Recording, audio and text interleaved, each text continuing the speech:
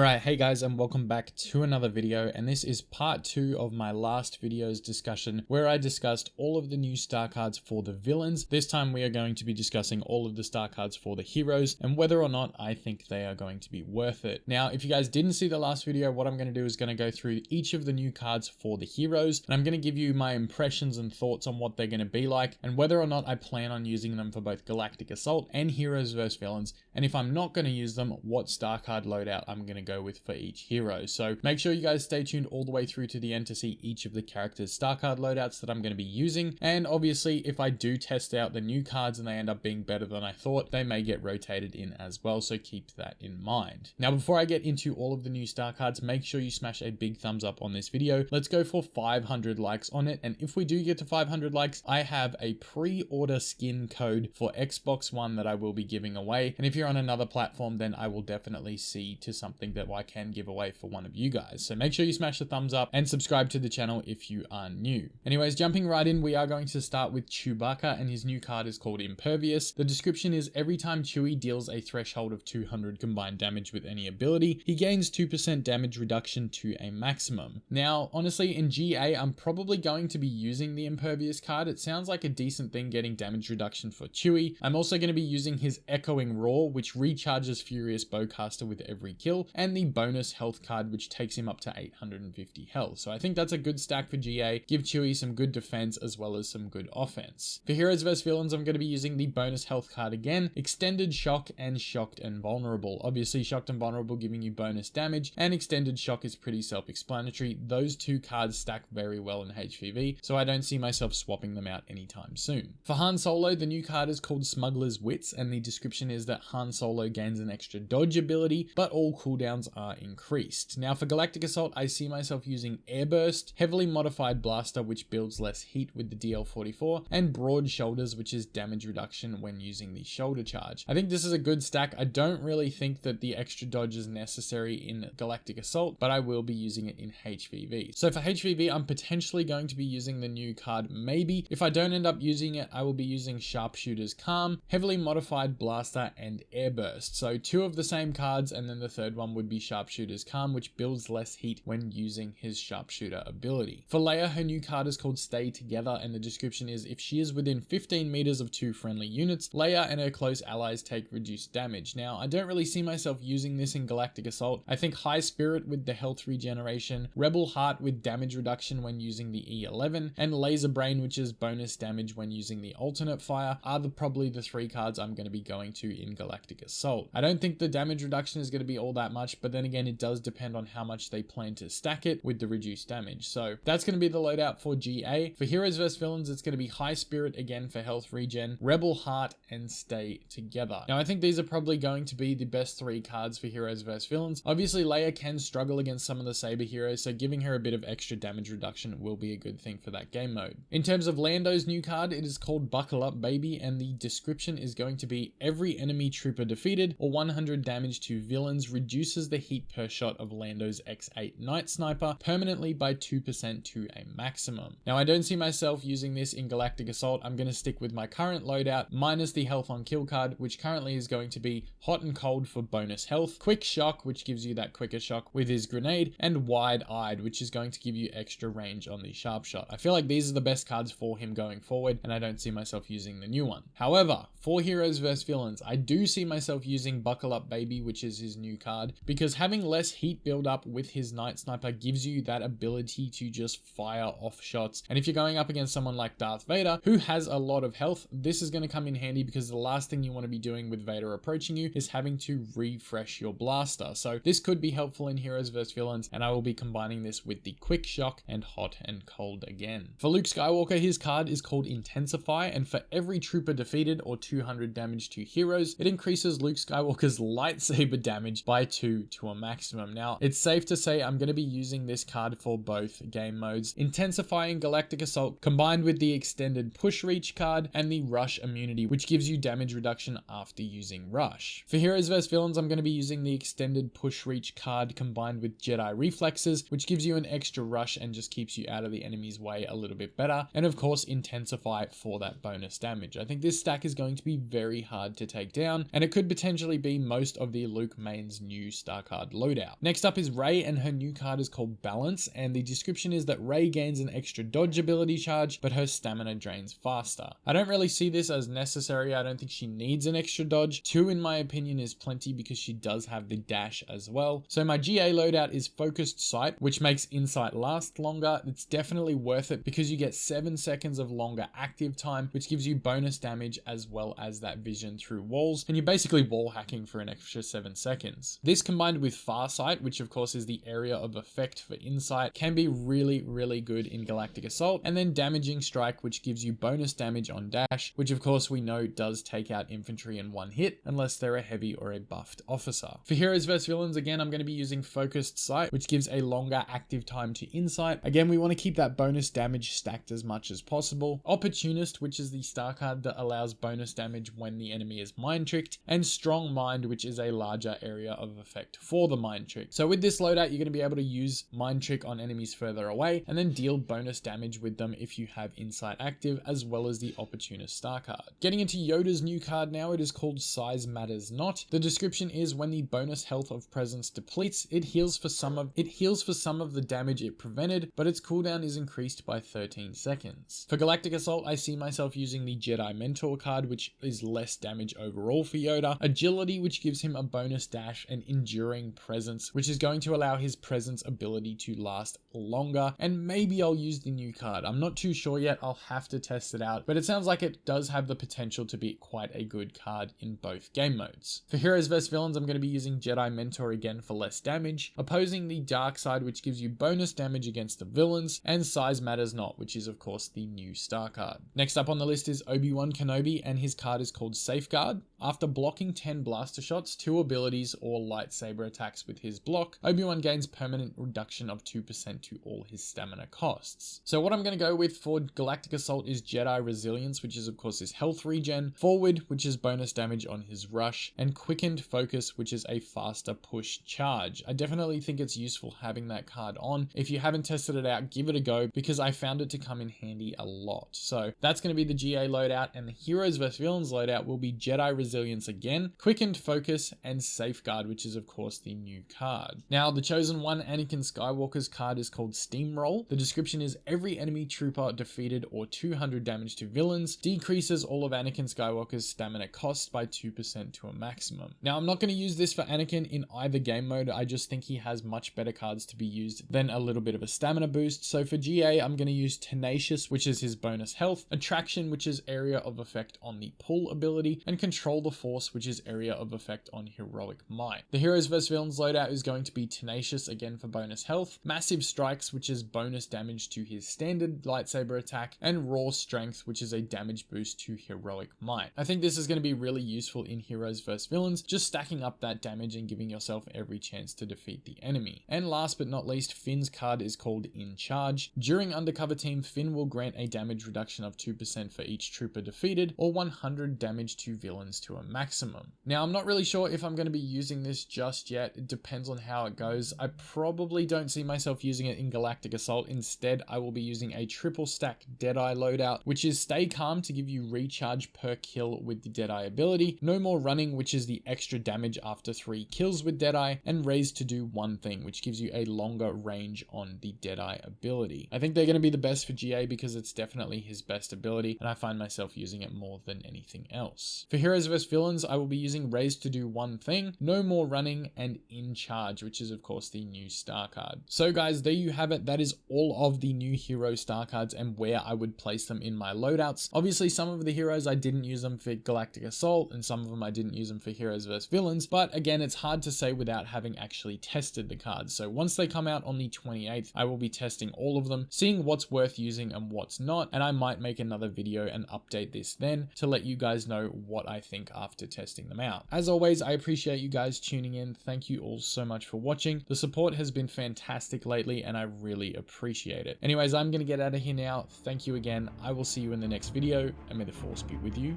always. The Sith are all powerful. You are no match for me.